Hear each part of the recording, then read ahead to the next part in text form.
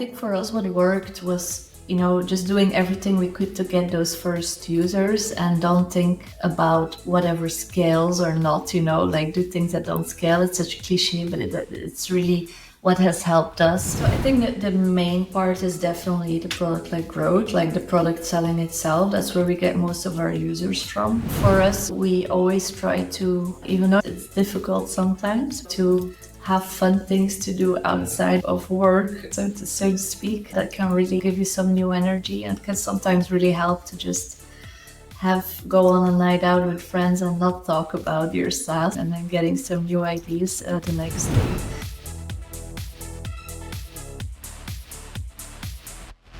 Today, my guest is Marie Martens. Marie is the co-founder of Tally. She started the company with her partner Philip in 2020 as they wanted to build a simple and free way to build forms. Before Tally, she co-founded a startup called Hotspot and worked as a marketing and project manager in different companies. After launching Tally, it took them 1.5 years-ish to get to 10K MRR and about 3 years to get to 1 million ARR. They all did this with a 3-person team while having over 300,000 users. They're really transparent in the way they're building and growing as they've been sharing it publicly on their blog. So I'm really excited about this one. Welcome to the show. Hi, Joran. Thank you so much for having me. Good. Let's get to know you, Marie, and let's get to know Tally a little bit deeper. So I'm going to fire off some questions at you. When did you start at Tally? I think I already mentioned it, 2020, right? I can give you the short or the long version, but it was indeed summer of 2020. It's not the first startup that we founded. And when I say we, I mean myself and my co-founder, Philip, who's also my partner in life. Basically, our first startup was called Hotspot.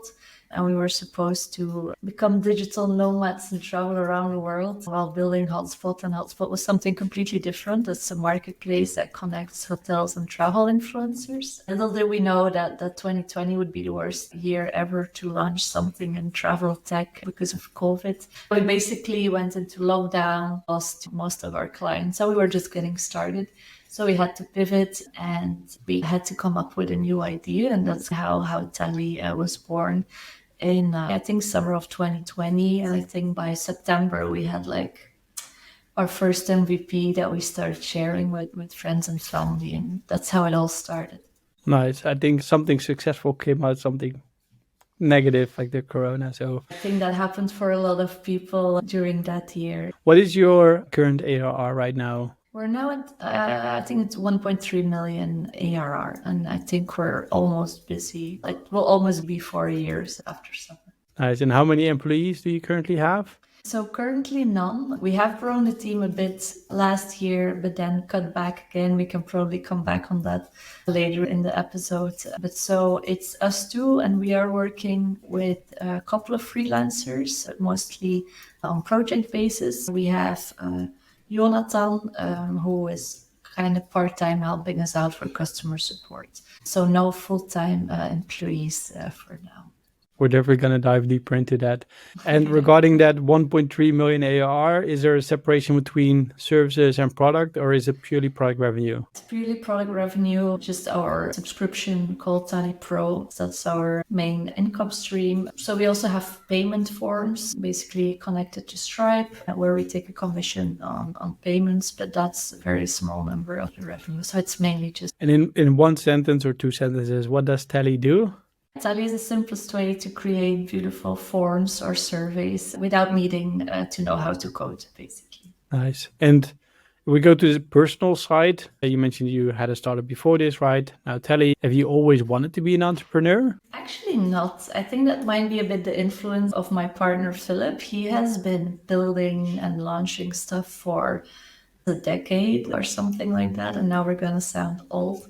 I think he always really had the entrepreneurial vibe in him. And for me, I've always liked building and creating things. And on the non-technical side, I had a career in marketing, but I never really considered making the jump to fully building my own business until we met. And I guess the good thing there is that we're pretty compatible in skills. And that's probably something that happens a lot with non-technical founders. It's a bit more difficult to just start building because you don't have the skills. And so it's these full stack developers, so builds and designs the the entire product. And together we felt, okay, we could give this a try. It was also combined at the time with a dream of traveling and working remotely. That was all the idea. And of course, that's easier when you work for yourself than for an employer. So that's how it started. I do think now, 4 years later, it would be difficult to go back to a normal job. So I do think you become employable after a while. I think that's what they call us, I guess, founders. At one point, we're become unemployable. You mentioned Philip is building a decade already. Can I ask, what is your age? 35 years old, and Philip is 36 years old. Okay, so he was early as well. Do you both have an end goal defined with Tally? Not really. Things have been changing pretty fast for us and have been changing over the years. I think in the beginning, our goal was just we just wanted to build like a lifestyle business. We also didn't have any kids. Life was pretty different when we just started out with Tally. But we were like, okay, imagine we can build something and we can have a sustainable income for our family. How great would that be?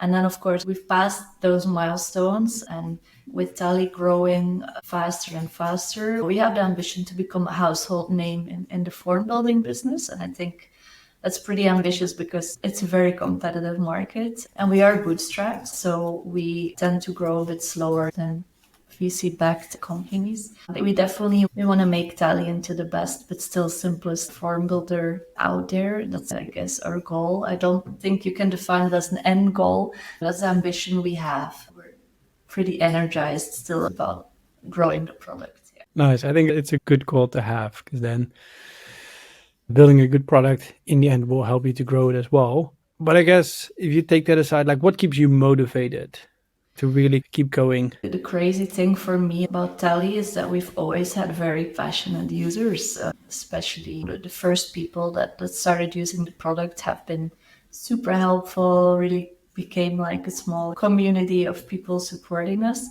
And I think that's the thing that motivates us the most, is like the positive feedback that we get. We get all types of feedback, but there's tons of positive feedback, and there's not really a word to describe how that feels. If people just, for example, we send out a newsletter and I would get like 50 replies from people just saying, good job, guys, really love what you've built, keep on going. I think that's something pretty unique, like who replies to a newsletter, to have users that are so engaged. So that always surprises us somehow, but also is definitely what keeps us growing. And if we then quit the 5-round questions and go a bit deeper, you pivoted. It's like a full pivot. I don't even know if you can call it a pivot. It's just a new startup. Just something completely new, yeah. Because it was then the second startup, right? Did you know from the beginning it was going to be such a success? No, not at all, especially since we just had a big fail without COVID. But I don't think we were super confident. We just had the idea, we just had to keep on trying, and we gave ourselves a year because I had quit my job and we both were not making any money. So we felt, okay, we can do this for a year and let's see what happens. So by the time it was summer, half of the year was already gone. So we had to come up with a new idea, and the form building idea was basically just it's forms. We've bought used forms in our previous jobs, also for HubSpot. And then we had encountered this problem of using Google Forms, but not really liking how the design of it. And then using Typeform, which is a great product, but then became really expensive if you have a lot of submissions. And then we thought, what if we can build something, this notion of forms, basically, something with a really good user experience, a product that people love to use. How can we make forms a bit less boring? So that was the initial idea, but we thought we were never going to make it just with forms. So we thought we'll need to add some kind of data piece or something with a CRM or with a database or something like that. And then we were trying to figure it out. But then at one point we said, okay, let's just start at the beginning and see how far we will get. And I think now if you look at our roadmap and feature requests, we can improve this form builder for a lot of years to come. But so we definitely didn't know. We did a lot of cold outreach in the beginning, and we did get positive feedback from founders, from people that we reached out to beyond like Twitter, indie hackers. So we felt like, okay, there might be something here, but we definitely didn't know that it would work from the start. No. Let's keep at the start. So you did some cold outreach. You mentioned like how were you able to achieve like product market fit? And I guess like everybody has their own determination, right? But I guess like how did you get your first users, your first paid clients to really know that, hey, we're actually onto something? So we didn't have any network, or like we're kind of focused on no code space and communities. But we really started from zero. So for us, it was really cold outreach. We would go to mainly Product Hunt and Twitter, but on Product Hunt, we would just try to find people that have upvoted similar products. So it can be form builders, but it could be any type of no-code tool. And we would literally make lists of hundreds and thousands of those people and then try to find their contact details and then send them a DM. So it was pure cold outreach. And we did that over and over again for almost, I would say, 4 or 5 months. And that kind of gave us like our first users just by doing that. Also by really participating in online conversations, going to Reddit. Is anyone talking about forms? What are they looking for? And then just sharing our form builder. Besides that, indie hackers was also pretty important for us in the start. Because we're bootstrapped, we were part of this community.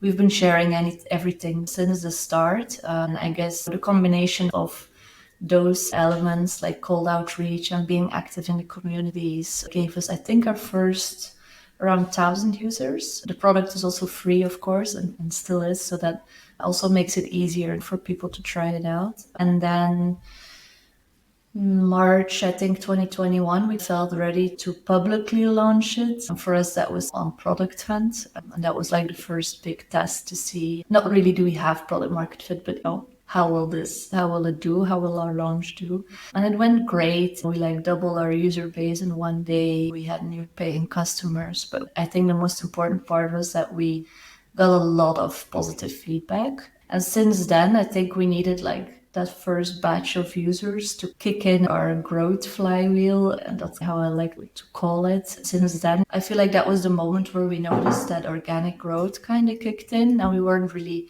doing anything specific, but still growing. And I think that was for us finding product market fit. And because forms are viral by nature, all the free forms carry tally branding. The product started selling itself. I think that was the beginning for us for finding product market fit.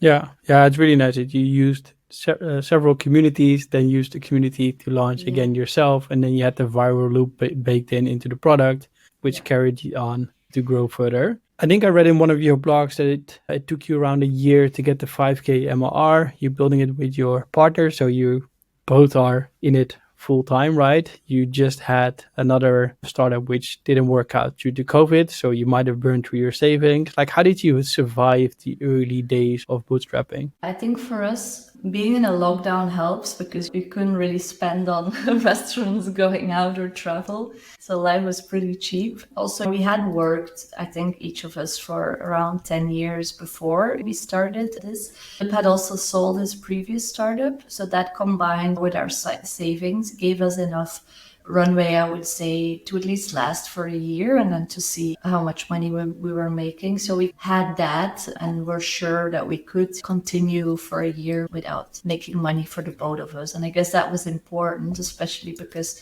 we launched Tally for free. So we weren't really making money from the start.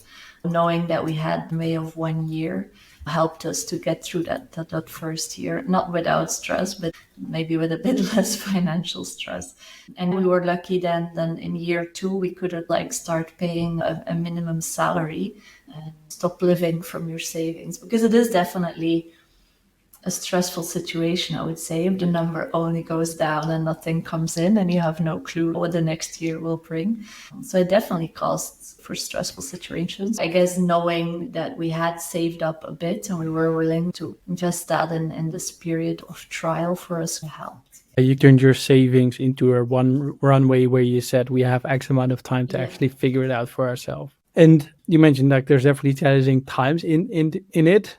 Every startup founder hits rock bottom at one point, either financially, personally, What has been your moment and how did you get yourself out of it? I think it was by the end of year 2, like we had been growing really fast, and I guess the product kind of grew faster than the team, and we got to this point where we were just having a lot of customer support to do, but we didn't really have someone to help us with that yet. We got in a lot of feature requests, but we didn't have a developer yet to help us out. I think that the input or the requests, it was so overwhelming for us that we got to a standstill where we couldn't really work on building or growing the product. We were just reacting to whatever was happening that day. And it took us a while to get out of that and to hire someone, find someone to help us with support. Of course, going from like just the two of us to an extra person was a big step because everything was just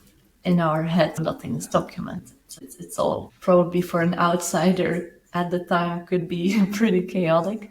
So I think that was the first step for us to like understand that this was going to be bigger than just the two of us, that we need help. And then also finding the right person, hiring, all these things take time. And it feels like we didn't really have time, but we had to make time to get out of this loop. But I think that was one of the more stressful periods. Yeah, we also had two kids since we launched Tally, and that hasn't really helped in managing stress. I guess definitely when our daughter was born, that was still during COVID, and it was still maybe a bit different because the product was a lot smaller. We didn't have that many users. We were still just at home, locked up. I guess life hadn't changed that much. But now our son was born last year, and just making the switch to having a family of 4 and also trying to work and me being out for a couple of months has been quite challenging because we are talented, and if one of us is not there,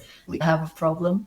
So I think all of those things made us realize that we just need to find good people and grow the team as fast as possible. The only downside there is that because we didn't have funding, we didn't really necessarily have the budgets yet to hire senior people, because senior engineers cost a lot of money. So I guess that took us a while to figure out that process. Because I can imagine, because I think it was October 2023 when you got your son, right? Like, You're just with the two of you. I guess not just has an impact on you, right? It also has an impact on your partner, where you're both being, I don't know if the word affected is, I guess, the good thing in this, but you get what I mean. You both get a kid, so you both have time where you want to spend time with the family, which means the entire company is affected. That sounds hard. It was, and actually it also made us make some changes, because that year we had hired 2 engineers, and we realized at that point for Philip that we weren't really getting the return that we were expecting from them, especially the ownership and working independently. And it was also causing him a lot of stress. And then with the baby being born, it made us realize, okay, maybe we should, make the difficult decision to say goodbye to those people and find new people that are a better fit for the team. And that's actually something that we did after the baby was born. So you would think it's like worst timing ever, but it was actually good because it was a reset. We slowed things down a little bit, and then afterwards started looking again for new people. And in a month, actually, we have a new engineer that will join us. That is a senior profile that will really be able to help the company a lot. I guess it's also those type of times that make you take hard decisions because you have to, or you're forced into. I think in one of the previous podcasts, Jamie mentioned that you want to find somebody who's better than you, where you don't have to worry about what they're going to do and how they do it. And in your case, like where they weren't experienced enough, in your opinion, where they cause more stress, that's not how you want to go about it, especially at the beginning. And that's something you learn. And, of course, also budget again is important there. But if you really want to keep it small and lean, you don't really have the time or the resources to train people as you would maybe in a bigger company. So you indeed need to really find someone that's better than us and where we can learn from. And we've managed to do that now as well on the marketing side of things, because we work with a couple of freelancers and we can really choose just experts in their domain and then learn from them as well. And that's definitely helping us tremendously. Are you struggling to find a cost-effective and scalable marketing channel? Check out Reddit. We help you to have other people recommend your SaaS, and you would only pay them when they deliver you paid clients, making it a very cost-effective and scalable marketing channel. Want to learn more? Go to getreadytest.com. When we go zoom out again, and I guess like where Tally is today, like 1.3 million ARR. At the moment, 2 people in a month or 2 months, 3. Like you've been growing to 300,000 users, right? You mentioned Product Hunt at the beginning, find upvoters, find their contact details. That's how you got your first users. Then other platforms like Reddit. And then the viral loop kicked in. Was there anything else regarding your go-to-market strategy? What else have you been doing to get to the point where you are today? So I think that the main part is definitely the product-led growth, like the product selling itself. That's where we get most of our users from. Besides that, just having a free product that people love to use and having a passionate user base also creates a lot of positive word of mouth. And for us, that has really, or still really happens on Twitter, for example, where people actually go and share the tools that they use, a bit more on LinkedIn now as well, YouTube. And for us, the product being free, you don't even need to create an account to try it out. So there's very little barriers to actually start using it. And if you like it, to also share it. And that has helped us definitely a lot. So the fact that it's free is a very big component in that. We've also been building in public since the start and sharing highs and lows, bigger and smaller milestones. And that has also been a part of our story. We have been the bootstrapped underdog. And by building in public, we give back a bit to the community. We share our learnings, but it's also a way of content marketing, right? Because other startups are also our target audience. So that definitely helps us as well. Besides that, we have been working, but we'll actually now really start focusing on SEO and growing our organic traffic to our website. And actually now as well, starting to look into influencer marketing to really give Tally a bit more visibility. But until now, it really has been the product-led growth combined with a lot of word of mouth and us building in public. And that has been it for us. Nice. And when we turn things around, because this has been clearly working, right? What has been your biggest failure? I get that question a lot. I feel like we learn a lot of things. Of course, we make like tons of mistakes, but there's not like one really like big thing that went wrong. I think what I mentioned earlier, like us like just not being able to move forward anymore and having to grow the team. And that first step, I think that was like the hardest moment in the young history of Tally. I think hiring sooner and faster would have been a smarter move for us, and delegating in that way. I think that was something that we struggled with in the beginning. I think I would change that, but I don't really have a big moment in mind where we really failed at something. Things go wrong, there's always fires, but I don't think nothing like really worth mentioning. No, makes sense.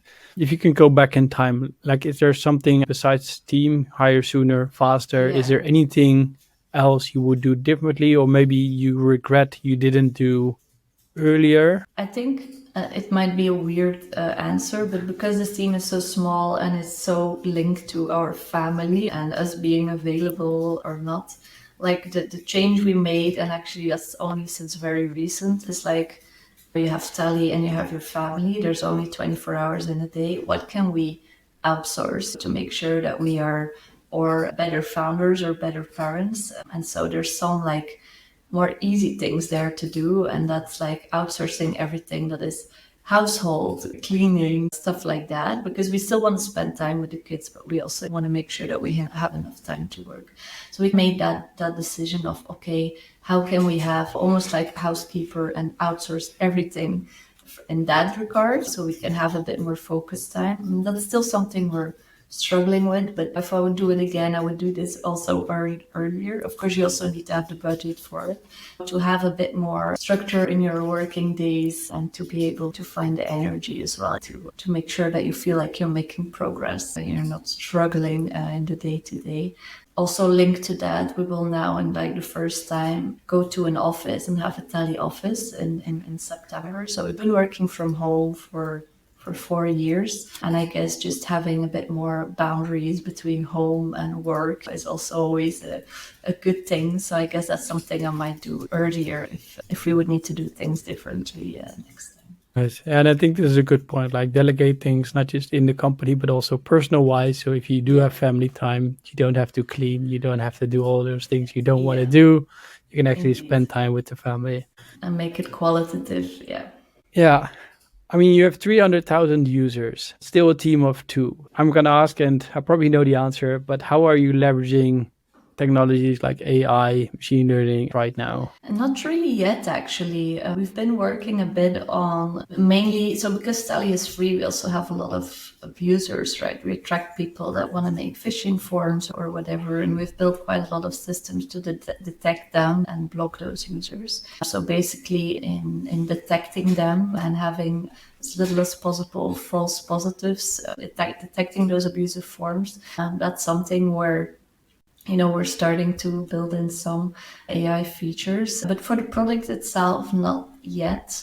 It's something we'd like to do, like thinking about summarizing responses, for example. That seems like an interesting use case. Nothing that we're already actively working on. Of course, I use like ChatGPT all the time, but that's basically a bit more like for copywriting, marketing purposes. So I would not be able to live without that anymore. But that's still pretty simple setup, I would say, for now. Interesting, because what I see a lot if companies are smaller, especially and bootstrapped and have such a huge user base, do you leverage in the support you're doing, or is that a part-time employee you mentioned? Yes. So that Joran is our part-time employee who is just doing customer support, and actually we will hire 2 more people, but they are all in different time zones, so none of them is full-time, just to be able to reduce the response time and to be able to help other users faster. And with that, we can definitely also see the value in providing better answers automatically, especially support-wise, to our users. So that's something we do want to look into. But besides that, I think we will definitely still need the human touch there more to tackle the more technical challenge, I would say, because forms are always just the beginning of your workflow. And there's people built crazy automations and products, I would say, with Tally. So the support can get quite advanced. And I think we'll always need people for that, but we can definitely use artificial intelligence to help us with that. Then I guess there may be a follow-up question, because how have you been able to stay with 2.5 people until now? If support does get advanced and you do get a lot of support and you do have a big user base. We had to change quite some things support-wise. So before then, like more than a year ago, it would be you could just send us an email. So anyone could send us directly an email and we would reply as soon as possible, definitely within a few hours, which of course is not livable at all. So the first thing to do was hire someone to help us do that. Then we also had to stop the email process, and we actually used Tally to build a contact form where you go through several funnels, and we try to link to relevant help articles to make sure that maybe people already find the answer before they reach out to us. We've also invested a lot of time in improving our help center, making sure that it's as much self-service as possible. Besides that, we had a Slack group, a community that was open for every Tally user, and we had to stop that because we envisioned it to be a community where people help out each other, but it just became like a live help chat, and that was also something that we couldn't sustain, so we had to stop access for new users, but we kept the group with 3,000 first users in there. So we had to do that. We were also keeping track manually of feature requests, basically in like an internal Notion database, and we would add comments and add votes. Of course, that also doesn't scale. So then we started using Canny just so people can make or register their own feature requests. I think all of that combined. We also set some limits to the scope of our support. If the question gets too specific or too technical, we basically say that it's outside of the scope of our support. We have this feature where you can inject custom CSS. But of course, the idea is not that we write the CSS for the users, which is something we did do in the beginning, but again, not very sustainable. Putting some boundaries, we had to do that as well. And then we also introduced an expert program. So if people have really advanced forms, we can also forward them to our experts and they can basically hire an expert. So I think those are like all the steps we took to keep it manageable until now. Of it, like really putting boundaries and making sure you can automate it as much as possible. Yeah. Guide them towards the articles, or at least the things where they can find the answer themselves. Yeah. Still, people don't like to read, right? Exactly. We're probably the same as well. Sometimes you just want to get an answer from a human. I guess keeping the product as simple as possible is still the best way to prevent support. So that's also something that we always try to keep in mind. Like, how can we not make it too complicated when we add new features so that people find out themselves? And that sounds easy, but in the end, if you do that, you have less requests, which means less support. So in the end, more happy users. And one thing you mentioned, your Slack community, you stopped adding new users, but I'm really curious, what did it do for you? Did it give you, I guess, what you intended? Could you still kept it? Does it actually help you to get feedback from users? Especially because the people in there are pretty active users. So every time we have a new feature or we're planning to build something, we would share it in there and we would definitely get feedback. So it's still a super valuable channel. I would like to open it up again if we can manage. There's nothing that beats like a direct conversation. And I guess if you have a lot of users, having a Slack conversation is the closest that you can get to that.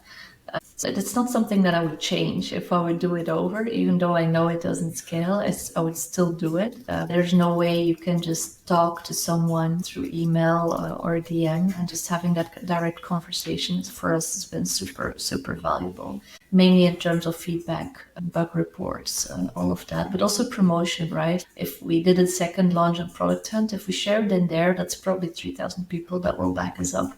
So it's super valuable, even though we had to close it. We're happy that we still kept the channel. And you can almost make it like a premium thing, because you might add one or there, a certain person, if they really wanted to get in. And we do, if it's not like it's completely blocked, but it's just not really on our website anymore, so everyone joins. If we go like really towards advice for other SaaS founders, and we're going to make it real practical, what kind of advice would you give a SaaS founder who's just starting out between 0 and 10K MRR? What would you advise them? Yeah, I think for us what worked was, just doing everything we could to get those first users and don't think about whatever scales or not, like do things that don't scale. It's such a cliche, but it's really what has helped us. And for us, it was just, manually finding people that could be interested in our product and DMing them. And I think that's the best advice you can get, is just to find whatever works or wherever you can find your target audience and do that over and over again until you hit some scale. I think something else I've learned along the way is don't be afraid to ask. There's so many people that have done this before. I think mainly like Twitter and indie hackers is right where I get most of my information, because of people building in public and usually having the same struggles. And I think the most interesting part there is that it doesn't really make sense to follow someone that is like years ahead. Someone who's just a few steps ahead usually can share the most relevant info. They're also just one email or DM away, right? So if you're lucky, you might be able to ask a couple of questions and save yourself a lot of time.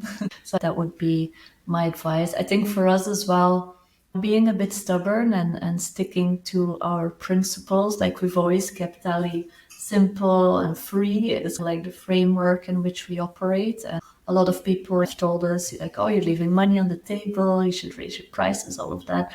But like sticking to what works and repeating that. Nice. And if we go then past the 10K monthly recurring revenue, and we're going to make a huge step, we're going to grow towards 10 million ARR.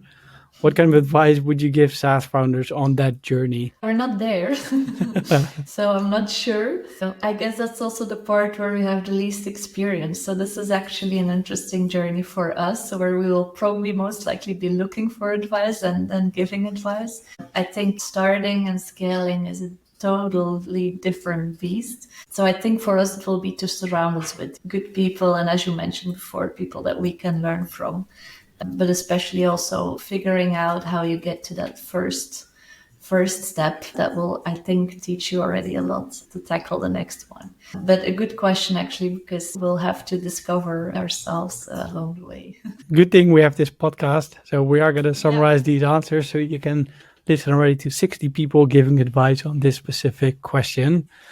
Is there anything kind of advice or things you can give to other SaaS founders on their journey, no matter in which stage they're in revenue-wise, which could help them to grow faster, maybe stay more health, don't burn out? I think what for us, we always try to, even though it's difficult sometimes, to have fun things to do outside of work, so to speak, that can really give you some new energy and can sometimes really help to just go on a night out with friends and not talk about your SaaS and then getting some new ideas the next day.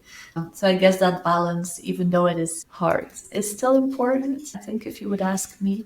But especially, and I think the hardest part is, if things don't work out, is to just show up every day and to keep on trying. And I don't necessarily think that the most talented people always succeed, but I think the people that can actually push through, even though it is hard, I think that's definitely where success lies for most of people. And if you're curious enough and you want to learn and you want to do it over and over again, I do believe that at one point you'll find something that will make you successful.